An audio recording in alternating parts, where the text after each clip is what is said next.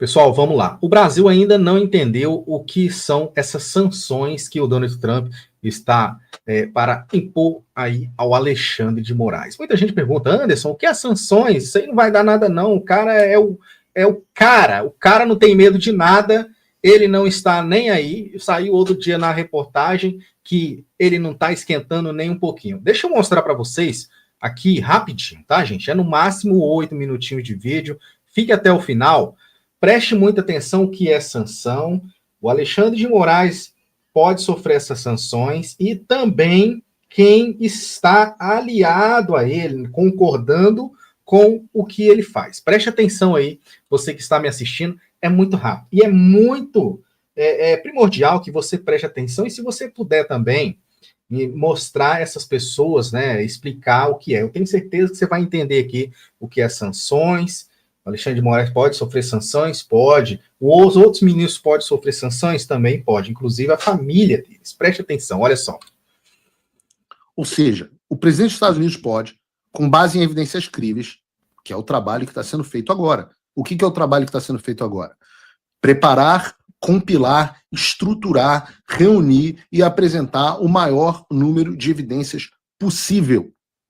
Para determinar sanções, o presidente pode determinar sanções contra indivíduos que tenham cometido graves violações de direitos humanos, reconhecidos internacionalmente contra indivíduos que tenham buscado obter, exercer, defender, promover direitos humanos, liberdades reconhecidas internacionalmente, como a liberdade de expressão, ou como o direito a um julgamento justo.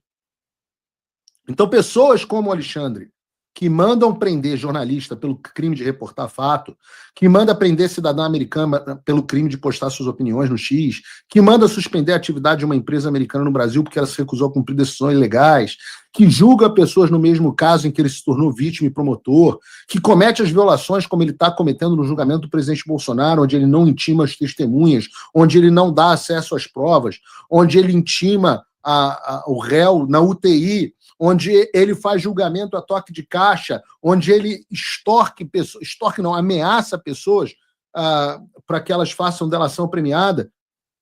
Todas essas violações de direitos humanos são inequívocas e se encaixam certamente na tal da seção 3AI da Lei Magnitsky. E notem que as pessoas que deram apoio a essas decisões também podem ser sancionadas, já que elas também contribuíram para a violação desses direitos. Eu estou falando, talvez, não sei, da primeira turma do Supremo Tribunal Federal, que confirmou a decisão do Alexandre de suspender o X e o Rumble, e essas empresas americanas no Brasil, ou da primeira turma do STF, que aceitou receber denúncia contra jornalista residente dos Estados Unidos, para que fosse processado pelo crime de jornalismo. Esse tipo de gente entra na Lei Magnitsky. Mas não só esse tipo de gente. Funcionários do TSE, funcionários das comandantes do Exército. Preste atenção, hein, tá, pessoal? Você que está aí me assistindo, tá vendo aí? Eu acabei de falar, não só o Moraes que pode sofrer essas sanções, tá? Pessoas que estão aí, né, atrelado a ele, tá, gente? Concordando com o que ele manda fazer. Preste atenção. Militares que compactuaram com isso, todos os que deram suporte às ações do Alexandre de Moraes são corresponsáveis e, portanto, sujeitos à Lei Magnitsky.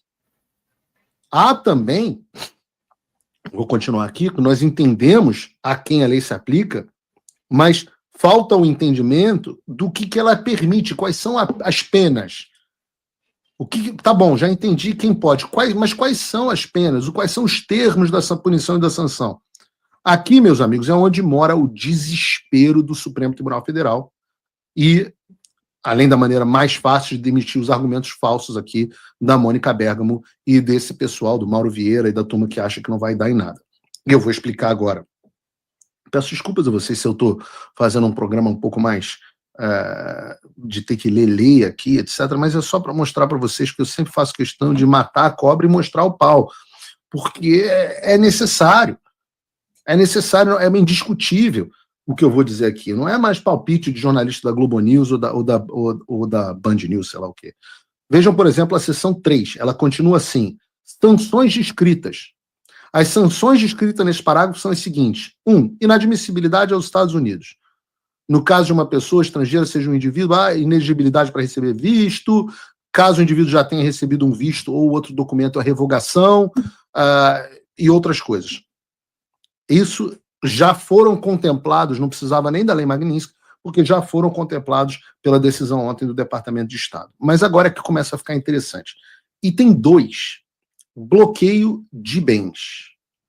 De modo geral, o bloqueio de acordo com a Lei de Poderes Econômicos de Emergência Internacional. E essa é uma peça para vocês gravarem. Nunca ouviram falar? Lembra quando eu falei de OFAC, ninguém sabia o que era OFAC? Lembra quando eu falei o que era a Lei Magnitsky, tirando o gênio do Olavo de Carvalho que previu isso antes de todo mundo? Ninguém sabia o que era a Lei Magnitsky. E agora eu estou trazendo para você um novo nome, chamado IEPA, International Emergency Economic Powers Act. A Lei de Poderes Econômicos Emergenciais Internacional. E o que diz a seção A do item 2, bloqueio de bens? Diz o bloqueio de acordo com a lei da IEPA de todas as transações, com todos os bens e interesses em bens de uma pessoa estrangeira. Vou repetir. Por bens, aqui não entendam carro, não entendam casa apenas. Bens são ações, bens são dinheiro na conta, bens são investimentos, bens são benefícios de um trust, bens ou interesses em bens de uma pessoa estrangeira. Se tais bens e interesses de bens estiverem nos Estados Unidos, é uma possibilidade, entrarem nos Estados Unidos, ou estiverem ou vierem a estar na posse ou sob o controle de uma pessoa dos Estados Unidos. Lembrem do que eu expliquei o que era uma pessoa dos Estados Unidos? Lembram exatamente?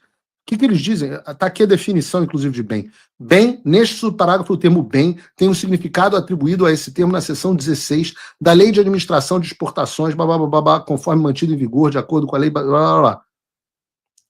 Depois de ler isso aqui, eu acho, se a prova valesse 10, a Mônica Bergamo tinha tirado 2. Afinal, a proibição de entrar nos Estados Unidos, sobre a qual ela falou, de fato faz parte da Lei Magnitsky, mas nem de perto é a pior consequência. Bom, Mônica, infelizmente 2 não é o suficiente para você passar de ano, mas na próxima você pode tentar de novo e ir melhor. Infelizmente, ou melhor, evidentemente, vocês já sabem que eu vou focar aqui na parte do bloqueio de bens, porque essa é de fato a punição que faz com que as sanções OFAC, nesse caso, advindas da Lei Magnitsky ou do International Economic Emergency Powers Act, sejam chamados de sanções financeiras. Então, já li para vocês a parte do bloqueio de bens. Essa que eu acabei de ler. Na prática, vou fugir um pouco aqui do juridiquês do roteiro, isso significa que todas as transações e bens de uma pessoa estrangeira, como, por exemplo, é o caso do Alexandre de Moraes, estrangeiras para os americanos, podem ser bloqueados se estiverem nos Estados Unidos, entrarem nos Estados Unidos, ou se estiverem essa é a parte-chave, estiverem na posse ou sob controle de uma pessoa física ou jurídica dos Estados Unidos. E é isso que faz as sanções OFAC decretarem a pena de morte financeira de quem é sancionado.